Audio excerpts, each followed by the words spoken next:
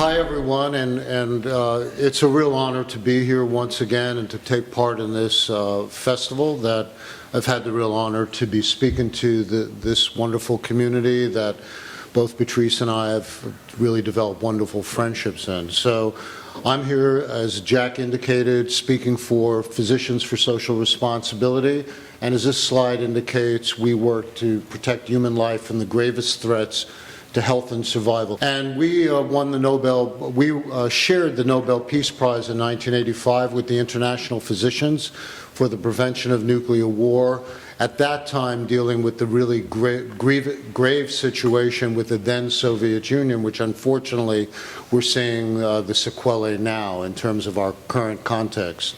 So in marked contrast to the assurances that were there in the New York City PSA, we actually face really significant dangers right now, as even President Biden indicated a few days ago in the New York Times, in terms of, in this week, where we're remembering the 60th anniversary of the Cuban Missile Crisis, the real grievous nuclear dangers that we're facing.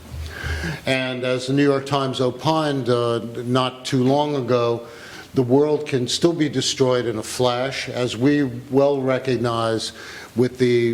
what we remember close to our hearts, the terrible twin bombings in Hiroshima and Nagasaki that by the end of 1945 took the lives of over 210,000 human beings by the combined impacts of heat, blast, and radiation. And much of the knowledge that we had from the suffering of the Japanese people from those combined impacts went into what became the PSR bombing runs for the last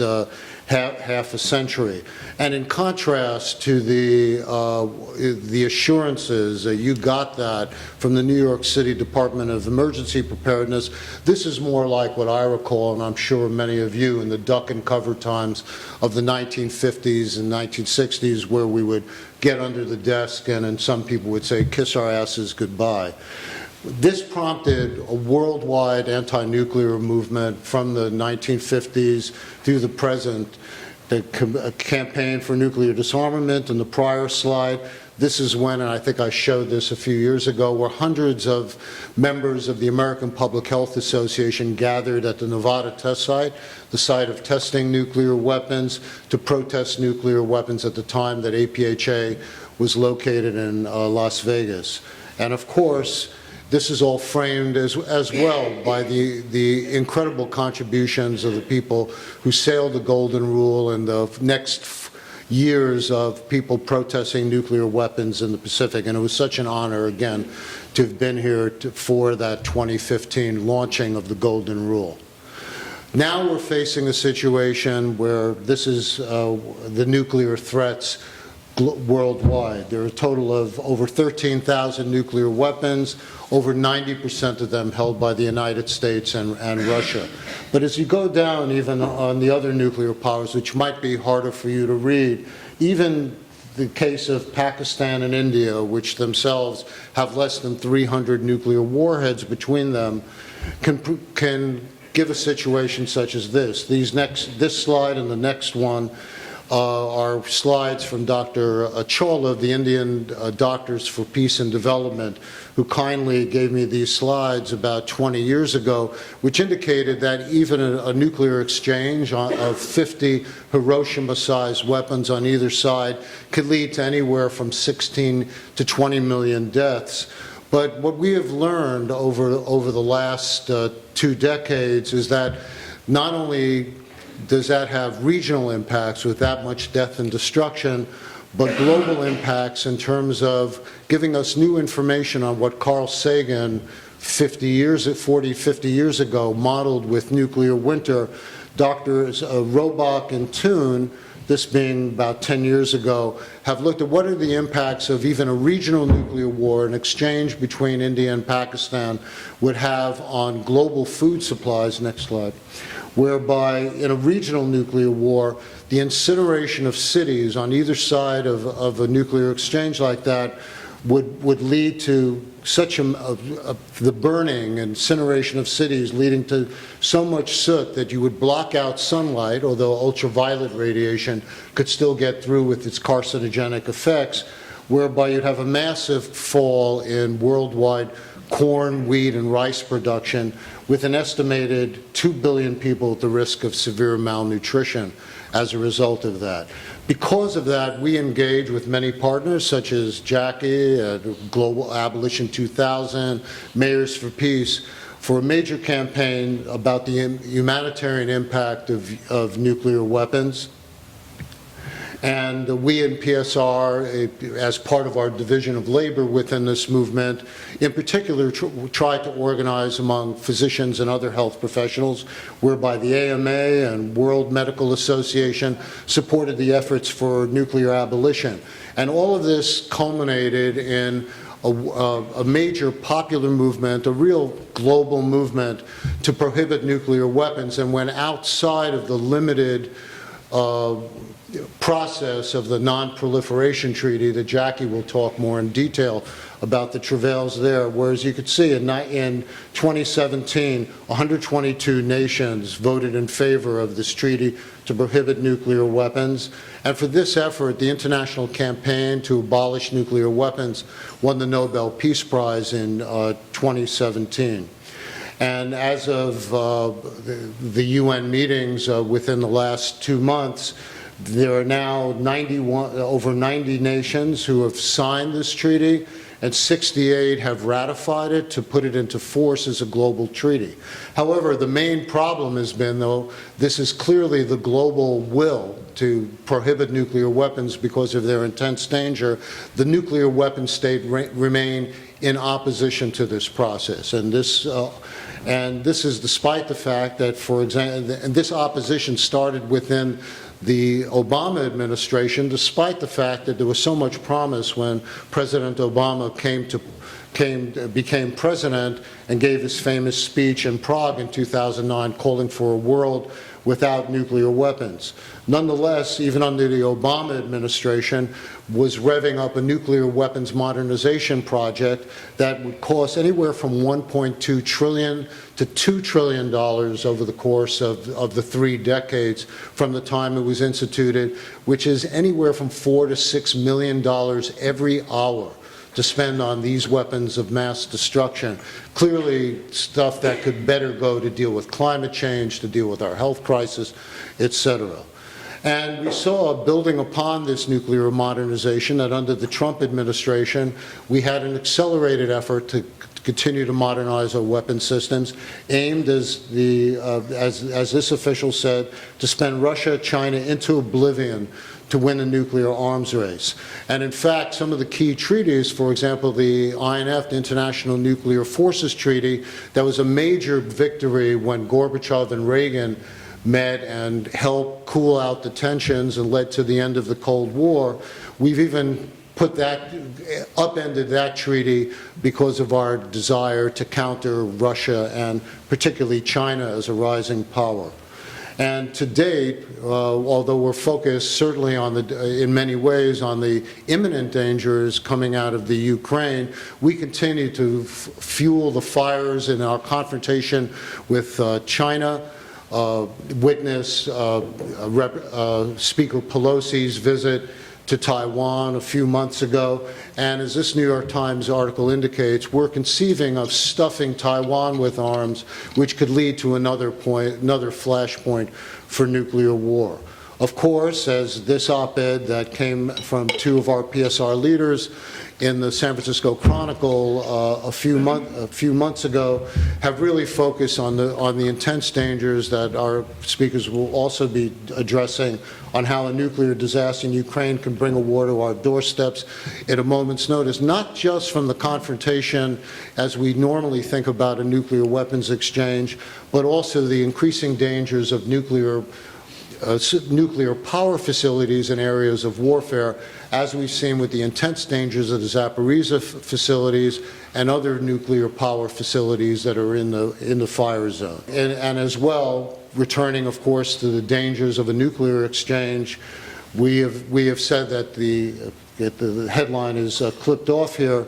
but that we would, if the Russians indeed follow through with many of their recent nuclear threats in the wake and supporting their brutal invasion of Ukraine, this would have catastrophic effects in terms of what U.S. or NATO response could be. And a lot of this has to do, this map, again, it's a little clipped off, apologize for it. This map indicates nuclear weapon stores, like tactical weapons that are in the European zone that could be brought into play if there is a conflict that goes nuclear. Next slide.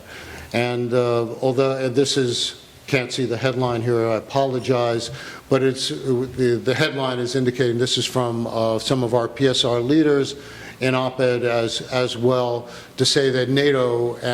both NATO and Russia really need to cool out the situation if we're going to get out of this without having a nuclear exchange. More recently, we had an updated version of addressing the issues of nuclear famine that were written by one of our board members, Matt Bivens, on behalf of IPPNW. And this gave new models to what would be the dangers of an exchange between Pakistan and India on the left, going beyond the scenarios of 50 nuclear weapons apiece. But we also, for the first time within this report, actually examined what the consequences would be of what could be a likely nuclear exchange if things really get out of hand between the United States and Russia, where the estimate is that 5 billion out of 6.7 people living worldwide could be dead within 2 years from an accelerated,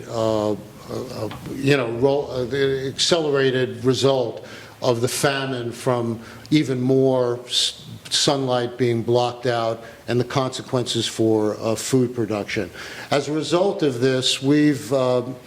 redoubled our efforts for a campaign that we started a number of years ago, the Back from the Brink campaign. And this has a number of major points that we've been utilizing as a framework for engaging municipalities and communities around the country. The major planks are renouncing the options of using nuclear weapons first, which has come up certainly in the current crisis. Ending the sole unchecked authority of any U.S. president, not only Trump, but any other president, to launch a nuclear attack, taking U.S. nuclear weapons off hair trigger alert, which could, within 15 minutes, plunge the world into a nuclear apocalypse, canceling the plan to replace the entire nuclear arsenal with enhanced weapons that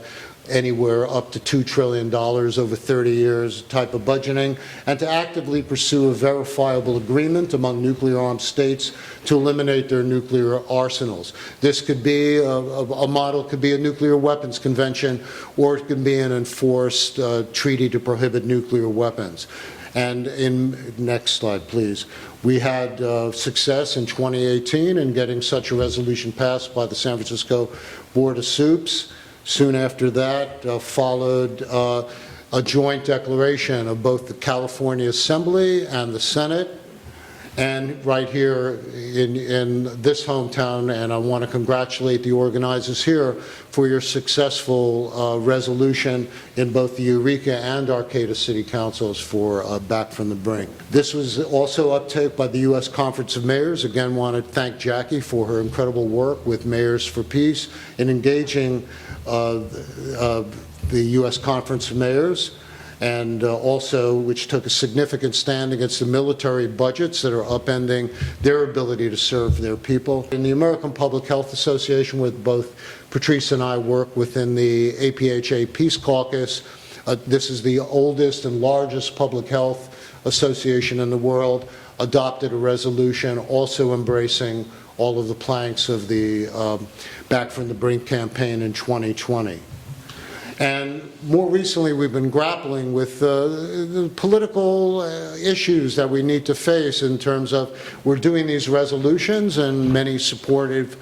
municipalities around the country, but there's a real need to go beyond our choir, if you will, in terms of moving these issues forward, and a real need to integrate this within the larger movement for democracy that's under attack now, with attack on elections, et cetera, but also the broader need to build an active social movement that deals with the people who are really cut out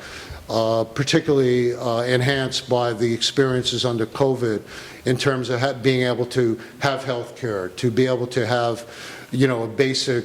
income to live on, and the incredible environmental injustice and racism that still exists in many of the communities that we want to bring into a broad anti-militarism, peace movement, but one that serves social justice. Next line. All of this gets back to a warning that President Eisenhower gave about the military arms race. Every gun that is made, every rocket fired signifies in the final sense a theft for those who hunger and are not fed, those who are cold and are not clothed. And this has been certainly something that we have to look at in the last 2 decades, for example, of the wars, the quote-unquote wars on terror, that we spent $21 trillion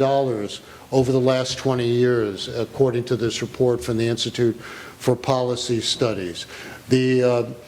Director General of the World Health Organization earlier this year linked together the issues of war and peace and our climate crisis, as well as our ability as a globe to deal with the COVID crisis in a really thoughtful way. And this graphic illustrates some of the trade-offs, even in terms of just COVID, where $35 billion a year, which is really only half of our total budgeting for nuclear weapons, because it's not just that for the warheads, but an equivalent amount for the delivery systems. Half of that total amount could provide 300,000 beds in intensive care, 35,000 ventilators, 150,000 nurses, and 75,000 doctors, just to give an illustration of what those trade-offs could be. On another way, looking at total health care costs, the $740 billion we as taxpayers paid the military last year could have provided close to 150 million adults with low-income health care for 1 year. Not the best health care, but fundamental health care, or close to 258 million children, the same. The other things we need to think of are, like, what are we not spending for our climate crisis? The U.S. spends 28 times as much on traditional concepts of military security as opposed to climate security. And the one thing that we have to think about is the enormous military footprint climate footprint of our military. Next slide. And the Cost of War Project of Brown University put out this graphic, for example, over 1 billion metric tons of greenhouse gases that have been put out by the military since the dawn of the wars on terror. This is the largest institutional contributor to our global climate crisis. There have been attempts by many people who have been heroes for us, Barbara Lee and Representative Mark Pocan, who have over the years tried to cut our military budget, not as much as we really should, just to cut it 10% some years, to cut it by $100 billion. And as well, the work of Representative Jayapal to connect this with what the Reverend William Barber of the Poor People's Campaign and the Poor People's Campaign has put out as the moral budget, in terms of being able to connect it. Barbara Lee and Jayapal, for example, introduced the third Reconstruction resolution within Congress to link the impacts of the military budget on the health care that people aren't receiving, to deal with the fact that we have 140 million hungry people in our country that we could instead use these military budgets for, which Dale will be getting into in much more detail. In this sense, and in wrapping up, want to really think and take to heart the important words that Reverend Martin Luther King had for us when he was linking the impacts of the Vietnam War and the Civil Rights Movement back in his famous speech at Riverside Church in 1967. A nation that continues year after year to spend more money on military defense than on programs of social uplift is approaching spiritual death. In line with this, many people this very week, and again in commemoration of the 60th anniversary of the Cuban Missile Crisis, who are working with the DefusNuclearWar.org coalition that Jackie and my organization belong to, Veterans for Peace as well, having actions on the 14th and on the 16th, picket signs in front of various congressional offices, many in California as well, that are calling for support of many of the same planks of the Back from the Brink resolutions, as well as to make sure that our congressional people should really speak up on this time, not just be approving military budgets willy-nilly because of the very grievous situation in the Ukraine, but the fact that we really need to put some conditions, be able to have a really strong negotiating position to keep this from spiraling out of control. And in line with this as well, and bringing it back to this community and the issue of the Golden Rule, and Jackie's been working with through Mayors for Peace, and this is a proclamation that will be put out tomorrow by Mayor County of Mayors for Peace of Des Moines, Iowa. It's a proclamation welcoming Veterans for Peace who are on the Mississippi River and in Des Moines, and honoring their efforts to end the nuclear weapons catastrophe that we're in, and to support all of these planks that Veterans for Peace is nobly sailing around and trying to get the word on. So I'll end it with that. All of these steps are really at the heart of what we've been trying to fight for decades, that there's no cure, only prevention for nuclear war, that all of our efforts have to go in and to build the movement that we can really make a change here. So thanks for your time. Again, it's a real honor to speak to all of you.